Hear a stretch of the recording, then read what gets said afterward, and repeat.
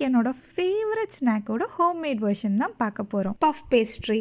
இதை செய்கிறதுக்கு ரெண்டு இன்க்ரீடியண்ட்டும் வெறும் 5 நிமிஷம் போதும். ஆனால் ஒரு வாட்டி செஞ்சிட்டிங்கன்னா மறுபடி செய்ய வேண்டியது வரும் நேயர் விருப்பம்காக. பேஸ்ட்ரி ஷீட்ஸை குட்டி குட்டி ரெக்டாங்கிளாக பிஸ்கெட் ஷேப்பில் கட் பண்ணிக்கோங்க. அதுக்கு நடுவில் ஒரு அழகான தம் இம்ப்ரெஷன். அதில் ஃபில் பண்ணுறதுக்கு எனி டைப் ஆஃப் ஜாம். நான் இதில் ஸ்ட்ராபெரி எடுத்திருக்கேன். பட் உங்கள் சாய்ஸுக்கு நீங்கள் பிளாக்பெர்ரி, செர்ரி எந்த ஜாம் வேணாலும் எடுத்துக்கலாம். அவ்வளோதான். அப்படியே சுகர் பேபி பாட்டு பாடிட்டு சுகர் ட்ரிசில் பண்ணுங்கள், முடிஞ்சது வேலை. பேக்கிங்லேயே ரொம்ப கொடுமையான பார்ட்டுக்கு வந்துட்டோம். அவனுக்குள்ளே வச்சுட்டு அது எப்படா ரெடி ஆகும்னு வெயிட் பண்ணுறது இருக்கே, அப்பப்பப்பப்பா. இது என்னோட ரீசெண்ட் அடிக்ஷனாகவே ஆயிடுச்சுங்க. ரொம்பவே ஈஸியாக அண்ட் இன்ஸ்டண்ட்டாக ரெடி ஆகிற ஸ்நாக்.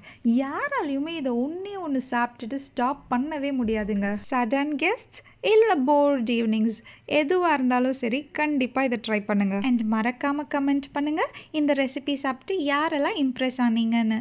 டாடா, பாய்.